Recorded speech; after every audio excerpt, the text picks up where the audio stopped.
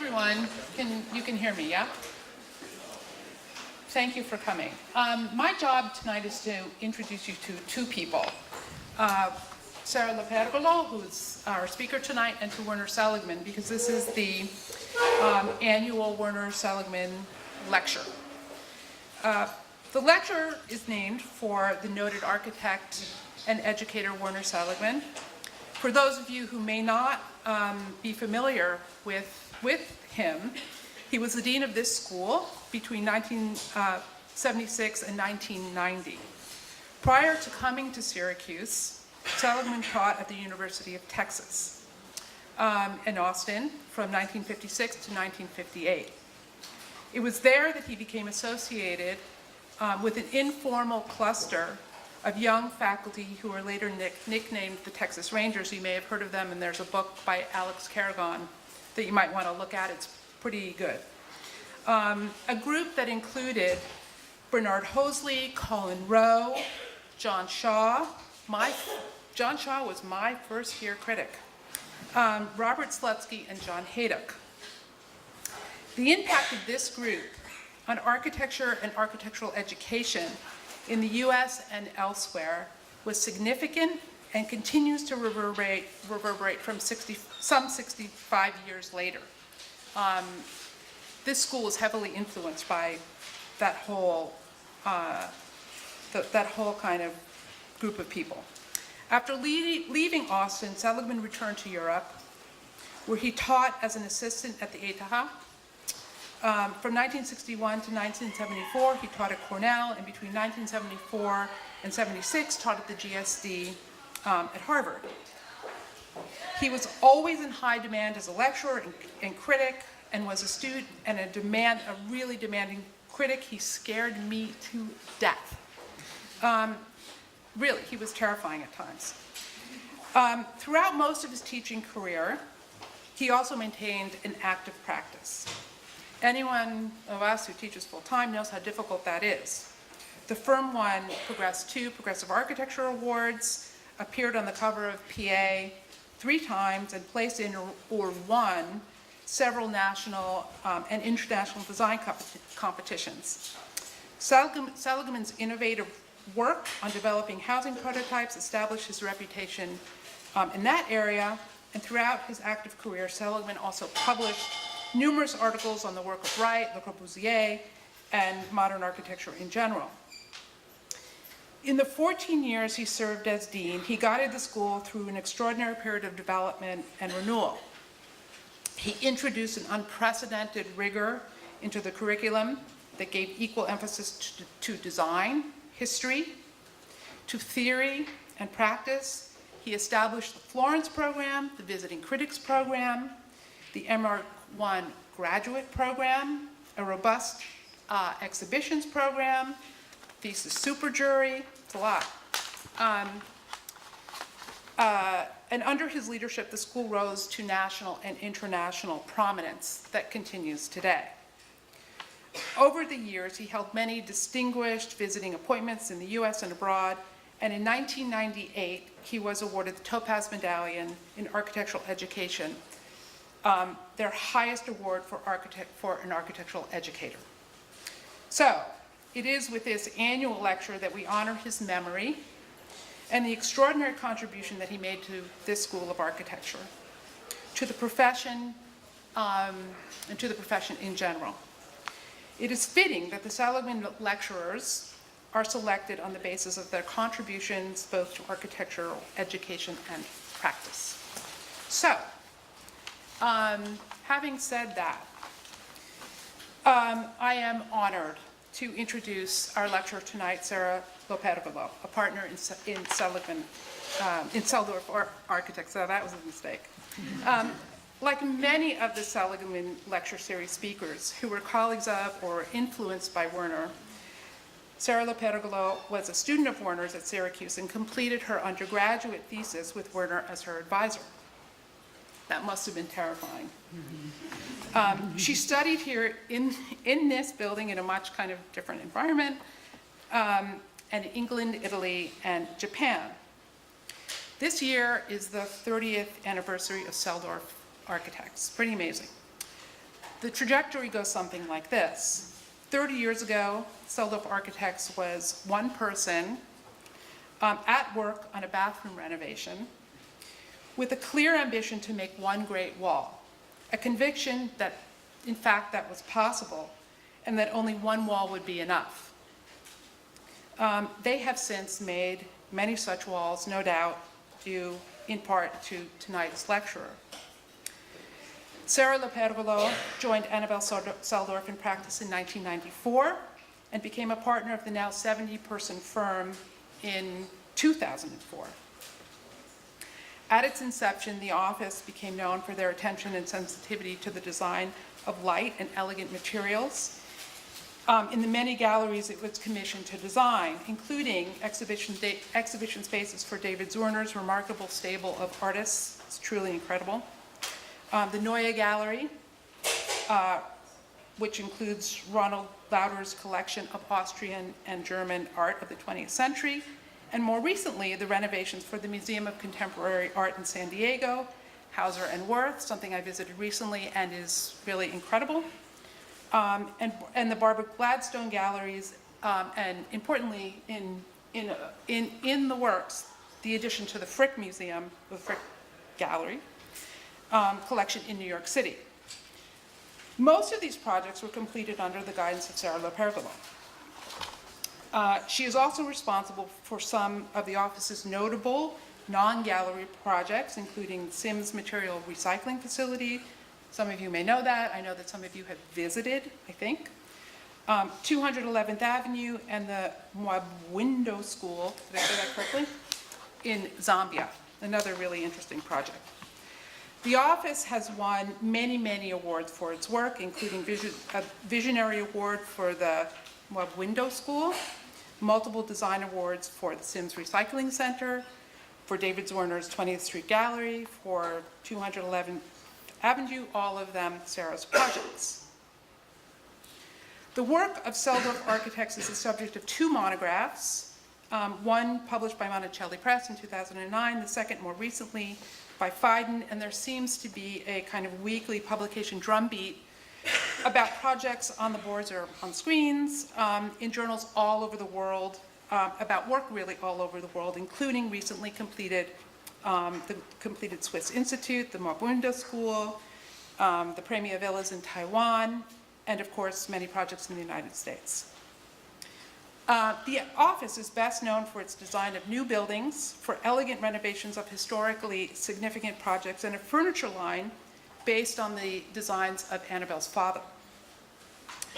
But I can't leave this podium really without noting that Selldorf Architects is also recognized for hiring and promoting women. If you're interested, there's an essay on the website titled "Pressing for Evolution in the Field" that is part of the Future of Women in Cities series. Theirs is a much needed voice that promotes equity in the profession, and one that I know the partners take very, very seriously. So even before you begin, Sara, a very big thank you from me, and I would think from the rest of us, to your commitment to making the working environment and the profession a more socially just and equitable one. Please welcome Sara.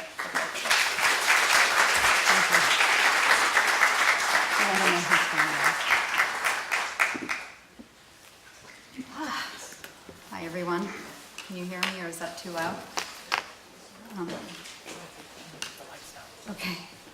Thank you, Liz, for that very thorough and lovely introduction, and you actually said my name correctly, which is the biggest challenge that I run across, is the pronunciation of my last name, but thank you. And thanks to Dean Speaks also for inviting me to do this. This is a great opportunity. And I took this opportunity, I don't lecture very often, but I thought speaking to students I would take you down a little bit of my memory lane and look back fondly on the years that I was at the school from '84 to '89.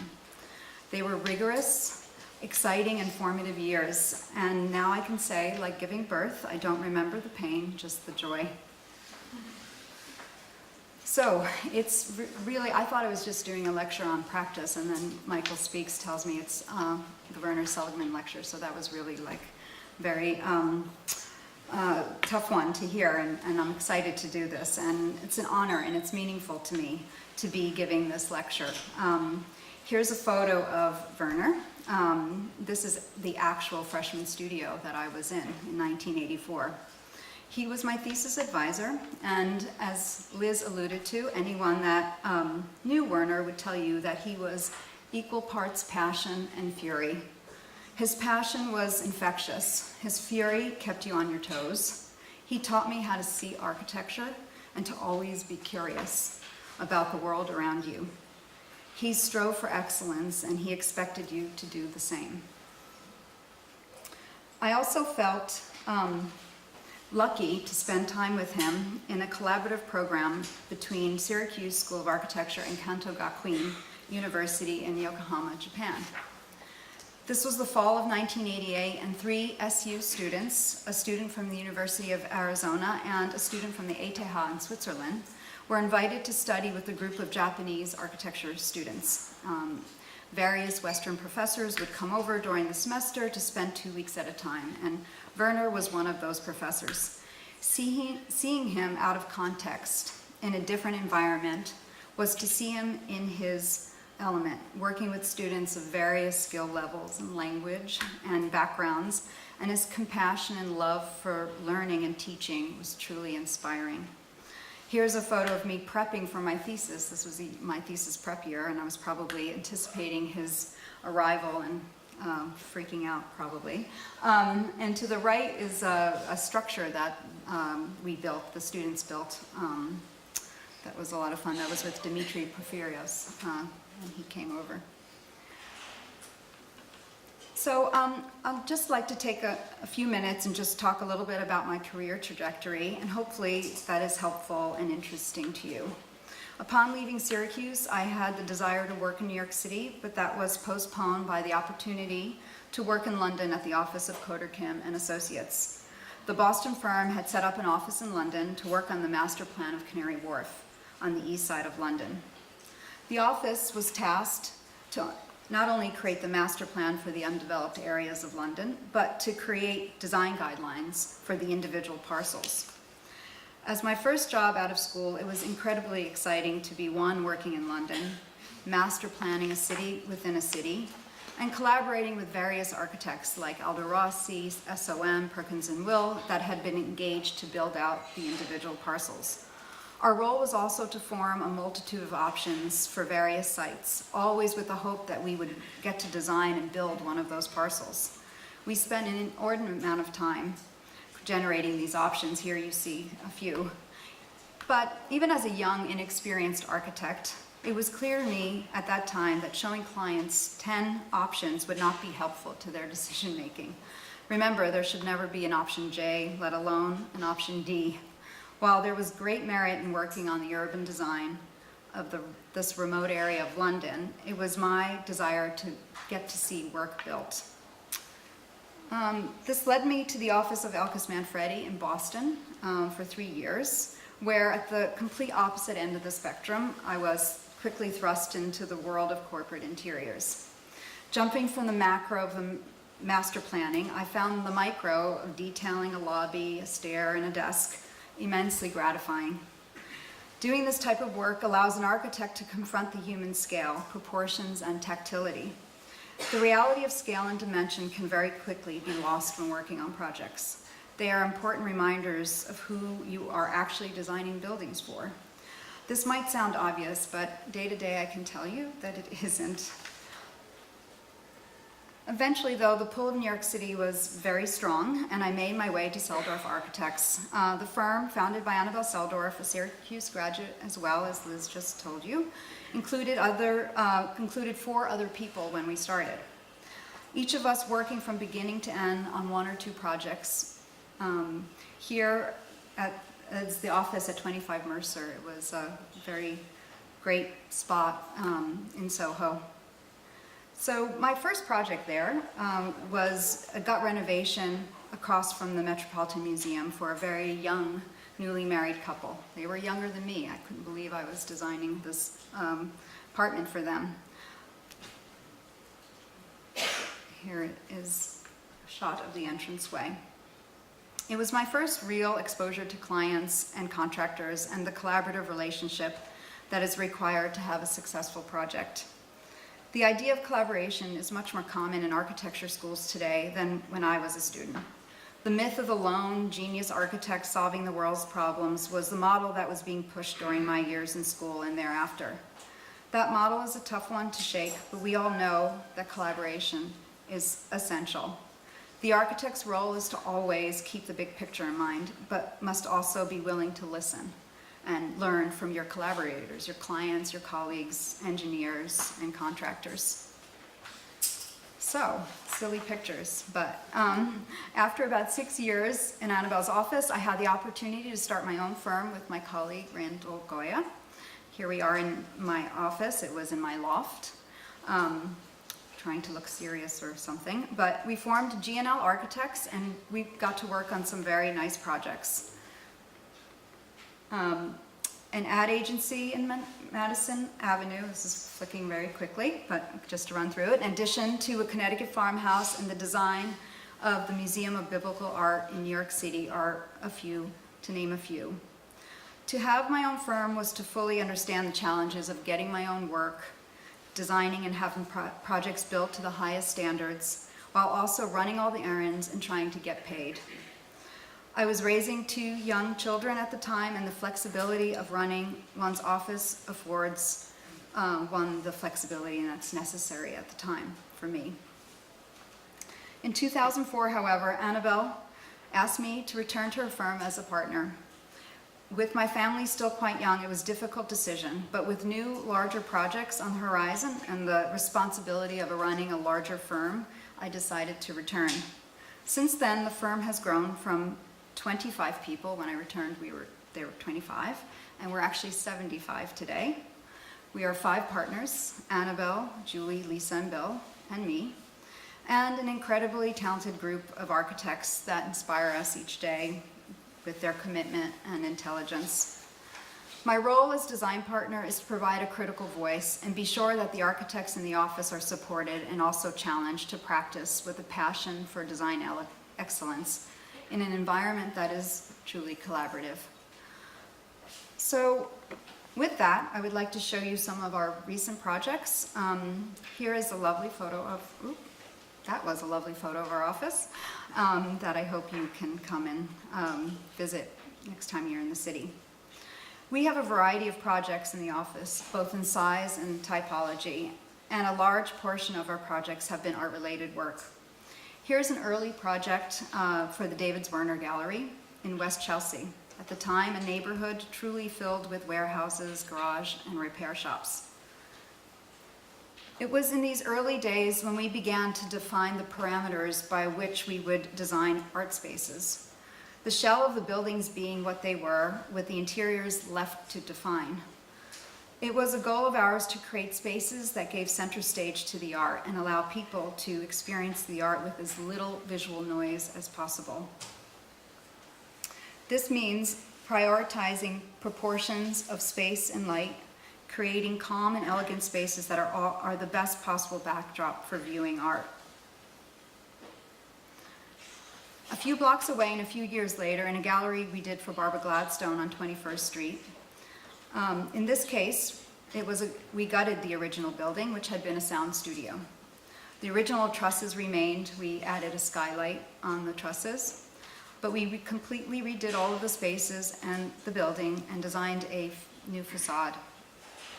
We used a beautiful handcrafted brick, Columba brick, that when stacked as such with very tight, dark joint lines, allowed the building to take on a monumentality while still being grounded in the neighborhood. So in contrast to making spaces in these existing buildings, when David Zwirner came to us in 2008 with a newly purchased lot and asked that we help him make a ground-up gallery, you can imagine how excited we were. This mid-block site on 20th Street, this is the way it was when we got there, gave us an opportunity to think about West Chelsea, the West Chelsea neighborhood again. By this point, the neighborhood scale had already begun to change, with more galleries and more residential buildings going up. At the heart of this design was the idea that there would be a column-free exhibition space, about 65 by 68, about 18 feet high. The remaining program would wrap around this main defining space.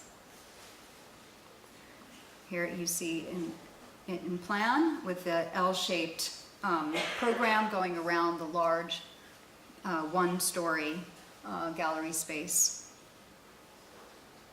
in the back. When the idea of the concrete facade came into the conversation, we were beyond thrilled to design a cast-in-place facade. We dove right in and began exploring how to do this. You don't see too many concrete facade buildings in New York, and there's a reason for that, and that it is extremely difficult. There are a multitude of decisions to be made. There are not many people that can do good concrete work. We worked with rather than an experienced concrete sub, we ended up working with one that had never done architectural concrete, with the idea that they would take the recipe that we worked out with our concrete consultant, and they would, almost like baking a cake, just go step by step and pay attention and listen and not have preconceptions of how they could do it better or they could do it differently. But there are lots of decisions to be made. What species of wood should the formwork be? How much grain should come through to the concrete when removed? Do we highlight the tie holes? Do we let them recede? We did many mock-ups and had sleepless nights worrying about whether the concrete trucks would be late in arriving and whether the concrete pours would be consistent. It was a nerve-wracking experience, but in the end it worked out. As I said, we worked with this great concrete consultant, Reg Huff, who had done a lot of I.M. Pei's buildings, concrete buildings, and Ondo as well. As a balance to the concrete, we also used teak wood windows and a teak storefront. The facade was inspired by the rhythm that was on the street, of the sort of mass of buildings and the adjacent buildings and the punched windows and that sort of monumentality. And the concrete was just very beautiful in that it was able to withhold its presence amongst those buildings. The building was, of course, not just about the facade. It's a full concrete structure, and we wanted to have an expression of the cast-in-place come into the building. We wrapped the freight elevator and the main stair in the same board form concrete. Here you see that in Exxon. With the design of the stair, we looked to the master, Le Corbusier, and his stair at La Tourette. We worked with our structural engineer, and we tried to get the thinnest and most elegant stair that we could. This is our stair. I think that we managed to get pretty close. It's a glass railing and a stainless steel baluster. This stair goes up through the entire building, all 5 floors, and it's lit by a beautiful skylight at the top. And here is the main space, the large column-free space. I wish we had a person in this photograph because you could really understand the scale.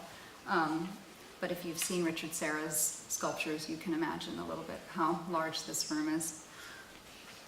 And then in contrast, we have different types of gallery spaces on the upper floor that are much more intimate and give the gallery lots of flexibility. This is also the first LEED Gold commercial gallery, and that was really exciting to work on. Our client had a passion for this and really inspired and pushed us to get to gold. We did. We have highly efficient mechanical systems, green roofs. The narrow building of the L shape was wonderful to allow natural ventilation and plenty of daylight into the building. So on a little bit of a different scale, a building that we just finished this spring is the Swiss Institute. The Swiss Institute is an independent, nonprofit contemporary art institute. The site on the corner of St. Mark's Place and 2nd Avenue was the home of a former bank.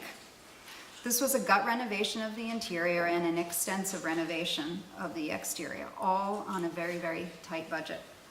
The original building from the 1950s is a building type that you see at various corners around New York City.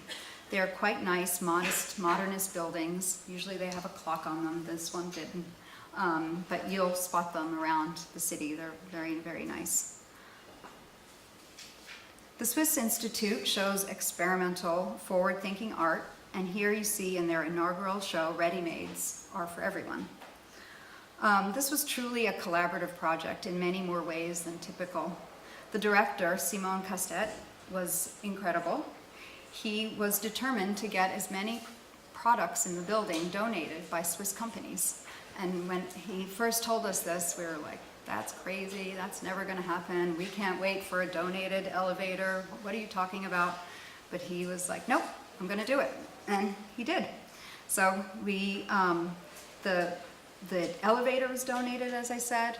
The roofing systems were donated, sealants, tile, toilets. It was really incredible, but and inspiring to see him at it.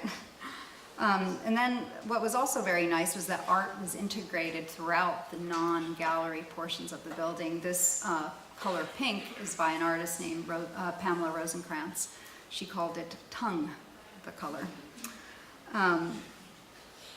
And here is the front entrance. Printed Matter has a bookstore in the front. And on the rooftop, we worked, this building actually didn't have a load for any rooftop activity, but we had to add structure to make this happen. And this is a piece that you see on the roof by Valentin Caron. It's a great rooftop, and I really recommend going to see this. It's open, it's free, and it's great views of a really vibrant part of the city. So we do a lot of condominiums buildings in our office, and here is one called 10 Bond. It's in the Landmarks district of NoHo. It's a 30,000 square foot building, which we plan to have 2 apartments per floor. When we start working on projects, we always begin with the plan. We're a very, very plan-focused office. In a speculative condo, where you do not yet have a specific client, we try and imagine a very specific narrative of who might be living in the apartment, and that helps us to really create clear and logical spaces. Doing these types of buildings also give us an opportunity to give back to the urban environment. As I said, the site is in a landmark district. We had to go before landmarks and present our project. And so we studied very carefully the surrounding areas. Looking around, you can see in this shot, adjacent buildings. We looked to the rhythm, the structure, and the materiality of the neighboring buildings. In setting out to design the building, our idea, if you will, was to lift the building above the street and create a framework that held the structural base. We decided to use terracotta as our facade material because it was very much a New York City material that has been around for over 100 years. It is a material that is voluptuous and tactile and reflective when the light hits it. Picking up on the deep colors of the brick buildings in the neighborhood, we chose a russet color for the terracotta. We worked with a company that isn't far from here, Boston Valley Terracotta in Buffalo, New York, and tested many samples. As you can see on the right-hand slide, we didn't want that much variety in our facade, but we tested that out in the factory. But it's wonderful to work with this company and just keep playing around with the glazes and the amount of sheen and the exact deep color that we were after. I recommend you go visit that as a field trip. Visit the factory because it's really fun to see all the shapes being extruded. And you really, with terracotta, can do any shape you want practically, and that's what we had fun doing with this building. So we formed the spandrel panels, we wrapped those in Corten steel as a counterpoint to that. We concaved the columns, and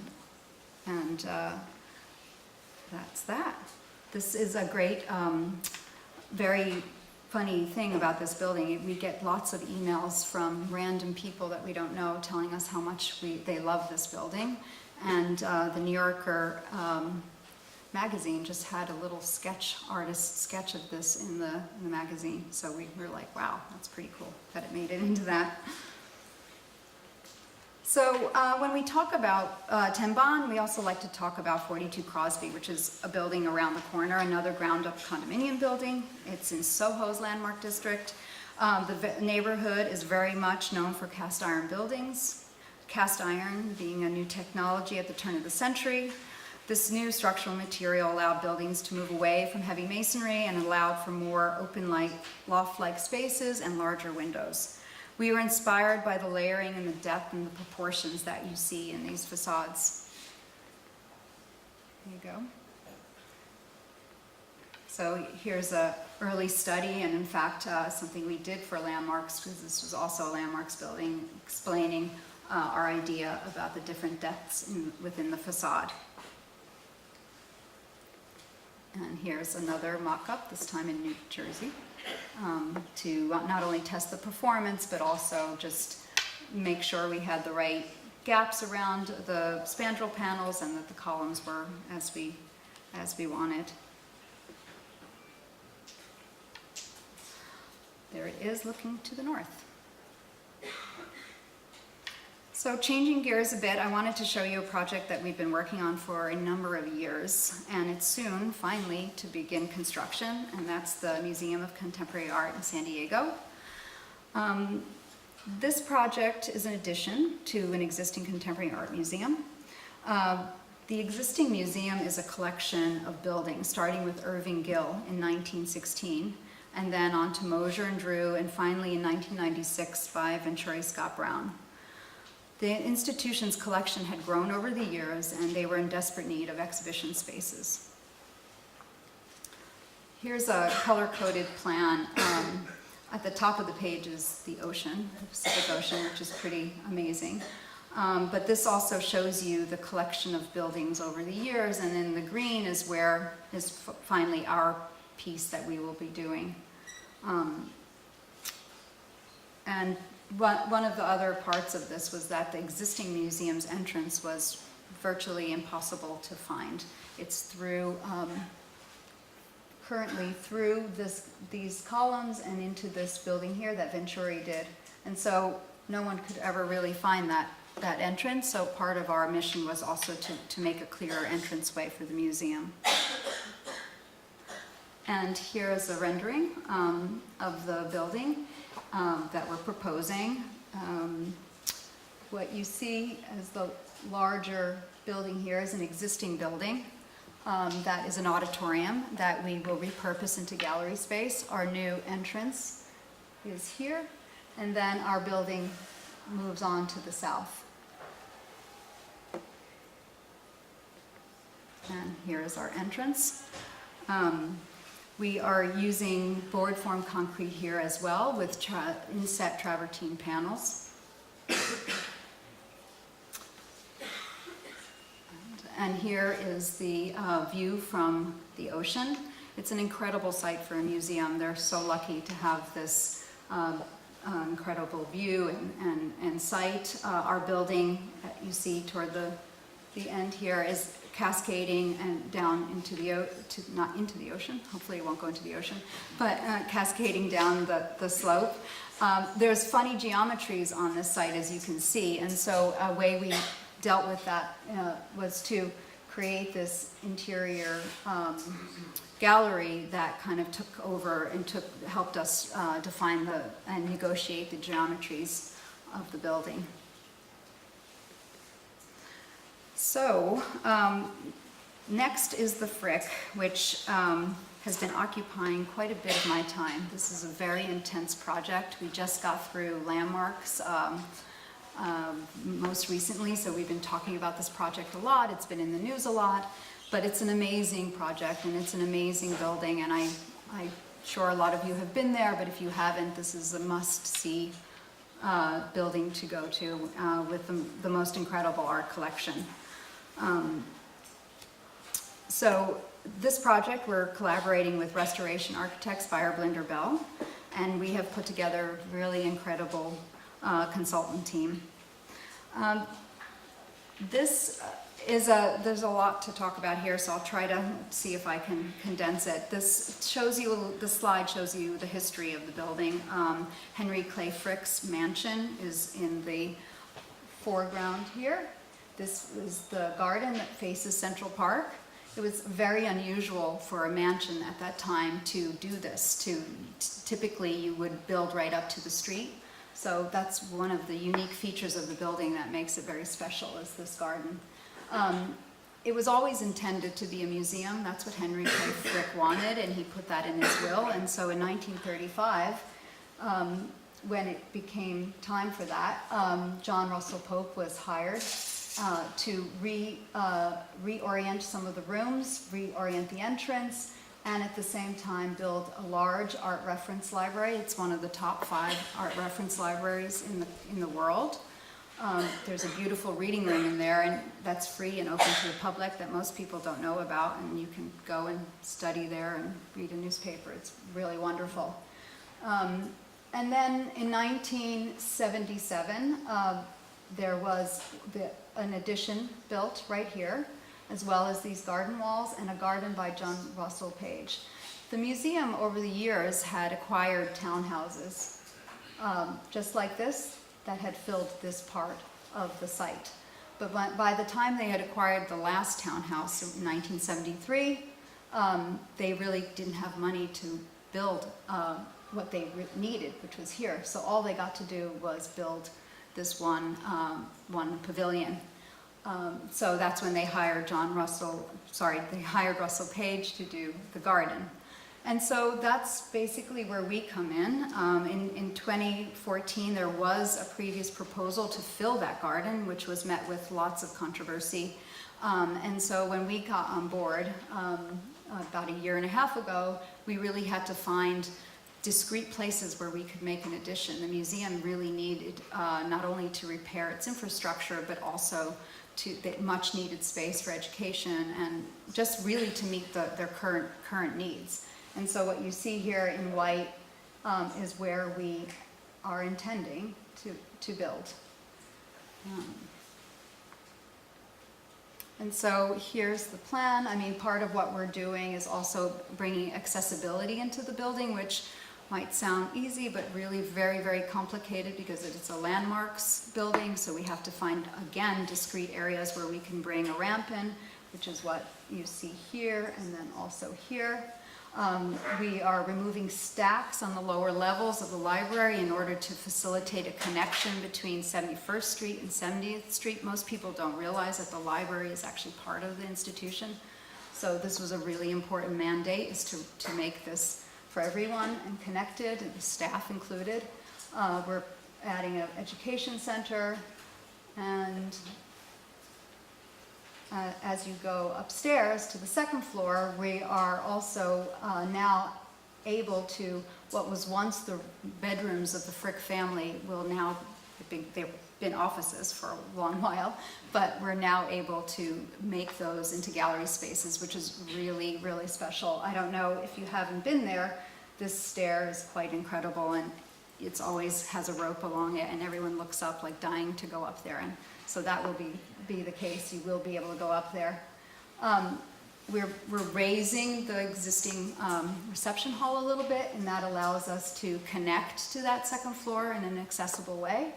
And finally, the museum will get to have a little cafe, which sounds maybe not necessary, but really, if you spend any time on the Upper East Side, there aren't many places to eat. So that should be nice. Here you see the pavilion from 1977. And this is a section through the library, and the pink is really what we're adding. We're building below that garden, which happens to be today a roof garden essentially, because there's basement spaces under there. So we're putting our auditorium below there, and then as you can see here, raising the roof, most like a conservatory above that pavilion.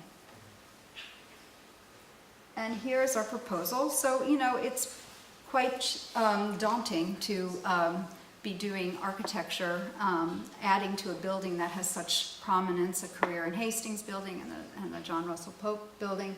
So we really had to, of course this is landmarks, and we really had to try to strike the right balance of what wouldn't overpower the existing buildings, but we also wanted our buildings to have a presence as well.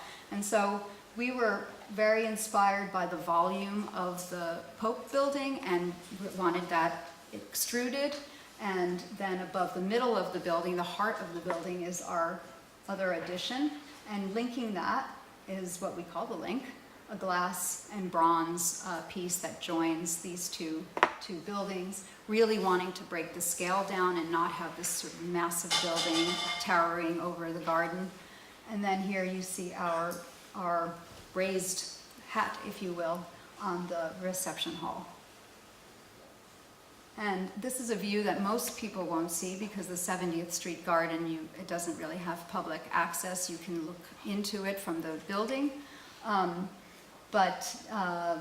This shows you the reception hall. This is our second floor lobby, and right over here will be the cafe. So people will get to see this space much more than they do today. And then just beginning renderings of what the interior might look like on the reception hall. And then finally, a shot from 71st Street. This all exists, as you know. And here's the reference library, and then this is our volume that's stepping back from 71st Street. So in a big jump in contrast is the recycling facility that we did a few years ago, SIMS. We won a small competition to design and master plan this 11-acre site in Sunset Park in Brooklyn, which was part of the Mayor Bloomberg's initiative to bring back the working waterfront. This was an interesting project for us. We had never done anything like this at this scale or this type of building. Here is the site. It's got great views. We began by trying to understand the functionality of the different processes that go on here, and also how people will occupy these buildings along with the recyclables. We organized the buildings, as you see. This is the tipping building, this is processing, this is bale storage, this is a visitor and administration building with a connection to a viewing platform that lets you see what goes on in the tipping building.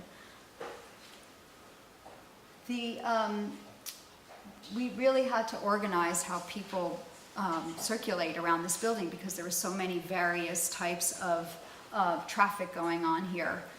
Employees coming to park, trucks bringing recyclables in, barges coming in, a rail connection, and then school buses coming with children, grades 3rd grade to 8th grade, coming to see and learn about the facility.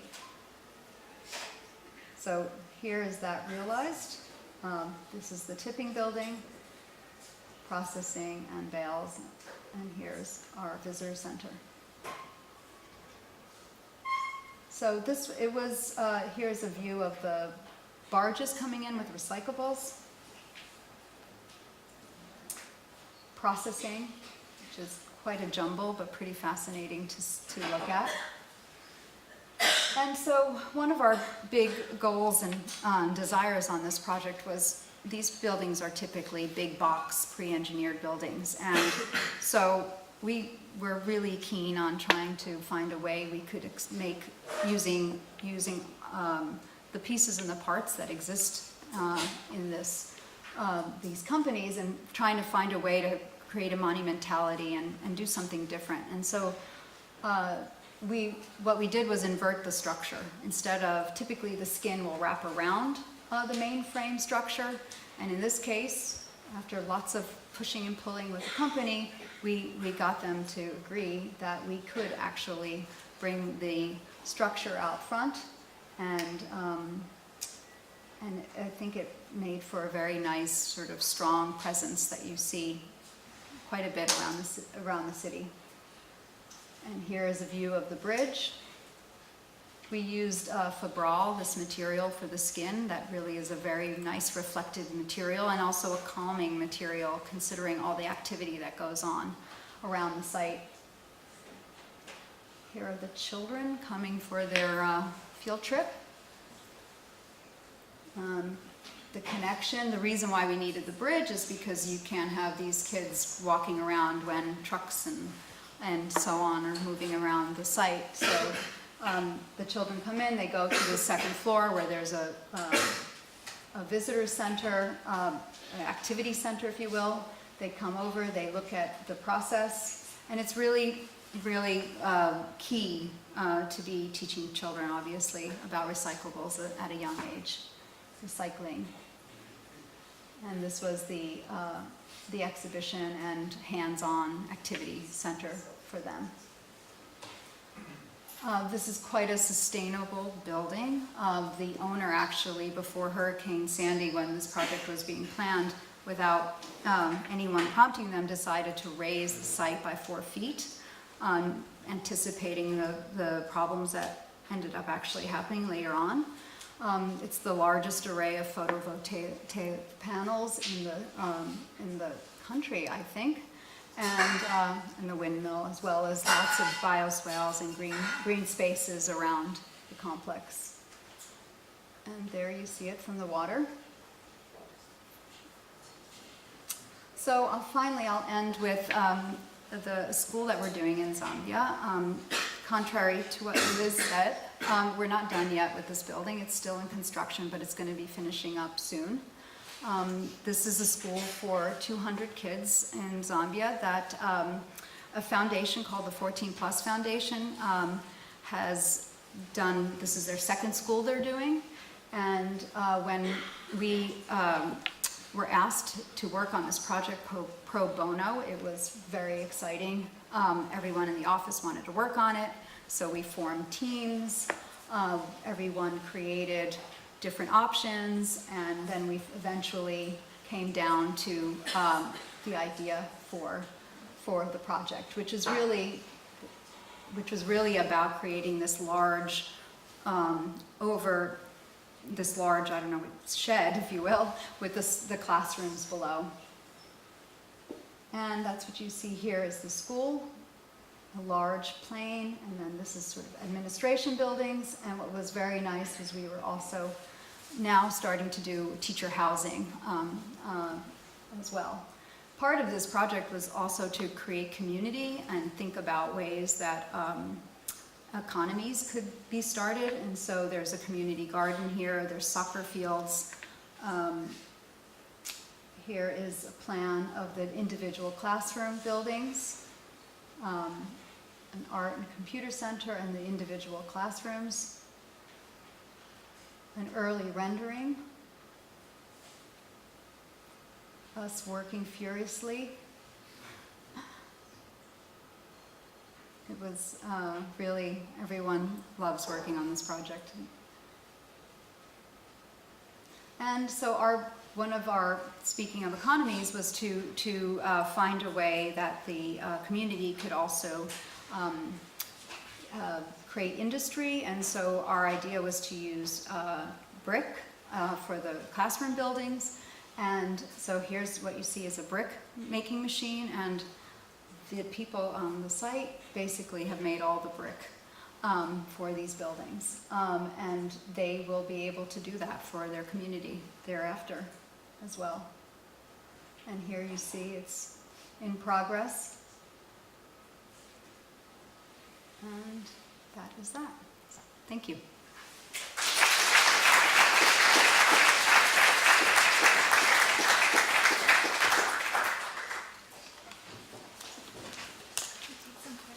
Sure. Do you have any questions for Sara?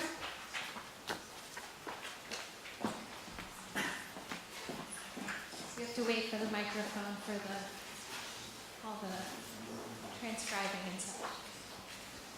So I was just wondering, like, compared to when you're working like on your own and how it was difficult to get kind of commissions, like now working with Selldorf Architects, are you more kind of like, do you choose like what jobs you like are offered, or like do you take any job that they like We pretty much take any job. No, I think we're lucky these days that we can be a little choosy, but we like to keep a big variety in the office. So we'll have a 2,500 square foot apartment renovation going on while we're doing the Frick. Or I think it's nice to have that scale project in the office because it teaches the young architects, like, you know, the sort of beginnings of things. And so we definitely keep that going.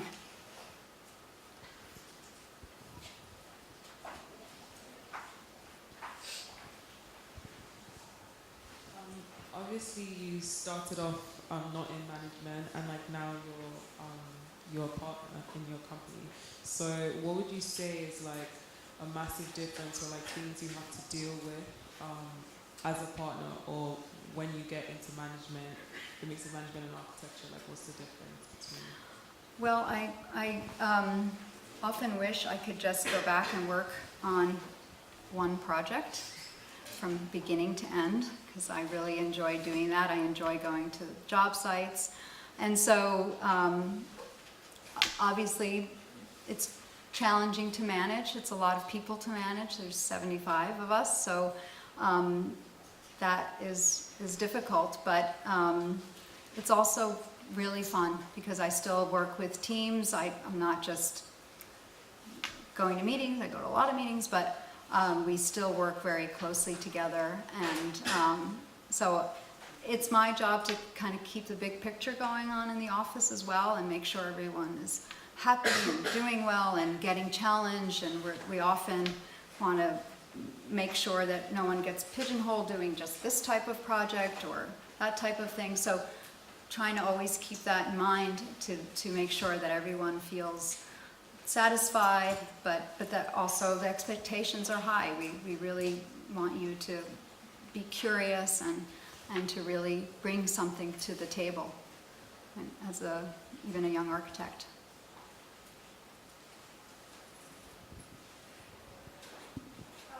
Going back to your argument on plan, what influenced you to be a plan-based company, and does that mean that the plan is the most important aspect of architecture? You're asking about the plan? It's probably just maybe a little old-fashioned thing about working on the plan. It's just the way we were taught. I was taught that the plan was the most important thing, that there was a lot that can be solved by the plan.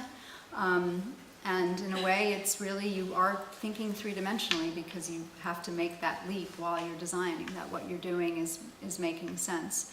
So, you know, working on apartment buildings, and you're working on down to inches, all those things matter. I talked earlier about scale. I can't tell you how often I'm telling someone in the office to pull out their tape measure. Do you realize that you've just made this door, you know, 5 feet wide? Things like that that are very important, and that we just try to talk about and bring forward all the time.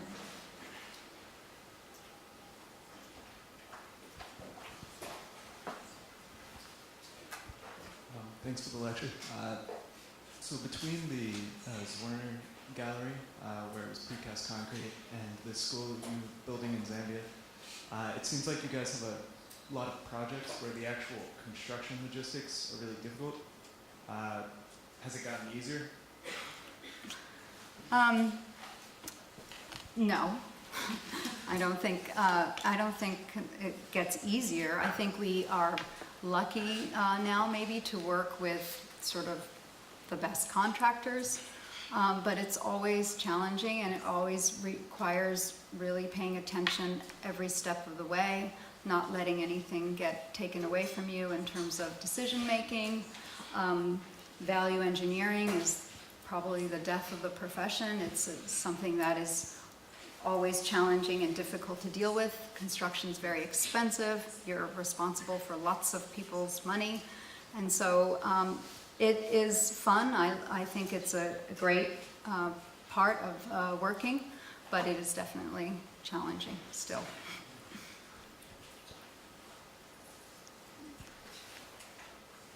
Hi. So with every project, you pretty much discuss some sort of unique and interesting material. And so I was wondering how early in the design process you even start thinking about these materials and where that kind of plays throughout the whole process. It starts relatively early. I think that we take a lot of inspiration with the context around us. So that, I think, is where it all starts for us. Just looking around the environment and seeing what can inspire us, what is the right feel for the building. So we don't start with the material, that's pretty rare. I think it comes out of a very rigorous process of going through the plan first and then working our way, creating a building, and then the materiality. In like all these amazing projects that you've done, you've had so many different spatial situations in all of these, where it's one is within like between two buildings, one say over here within like this landscape. I was wondering how important spatial dominance of your building was, because over here, even if you look at it from like a different, like from afar, it won't be as spatially dominant, whereas other buildings, even though it's between two walls, you can clearly pick it out. So I was wondering how important spatial dominance was in your architecture style. I'm not entirely sure I understand the question, but I mean, it is all about the space that one occupies. I mean, the part about this building creating the large canopy is about creating the central space below that canopy, and that has a big dominant presence on this particular site. I don't know if I answered your question.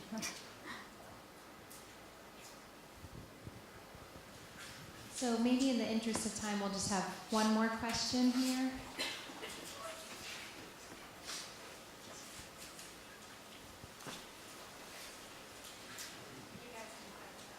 I was just wondering, like, what are some of the biggest obstacles you faced as a firm partner that you haven't really anticipated? Sorry, I couldn't hear you very well. Yeah, I was just wondering, what are some of the biggest obstacles you faced as a firm partner that you haven't really anticipated before? The challenge I face as a partner versus like before you became a partner or owned a firm of your own? Yeah. Well, being responsible for 75 people and bringing work in is very stressful, and that is challenging.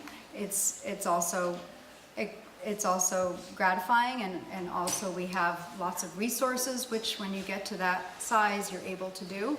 So I think really just making sure we continue to have really interesting projects that people want to work on, and that everyone gets their full breadth of experience is something that we think about a lot, and that I worry about a lot, and think is very important.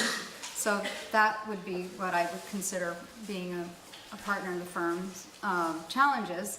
But obviously, when you have a small firm of a couple of people, there are a whole host of other challenges there. Getting the right projects, really challenging getting paid, things like that. So I did see a few other hands earlier. We're going to stop right now for in the interest of time.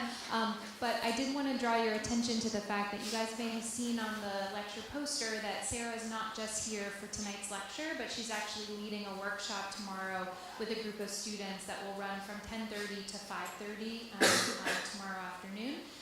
And we would encourage you guys to go through. They're going to be right below us in the VC, the kind of back of the VC studio space. And we'll be reviewing the work from 4:30 to 5:30 tomorrow. So please come through at the end of studio and see the products of that effort. And maybe you can grab Sarah and ask her your burning question if there are any others. For now, please join me in thanking Sarah for her lecture. Thank you.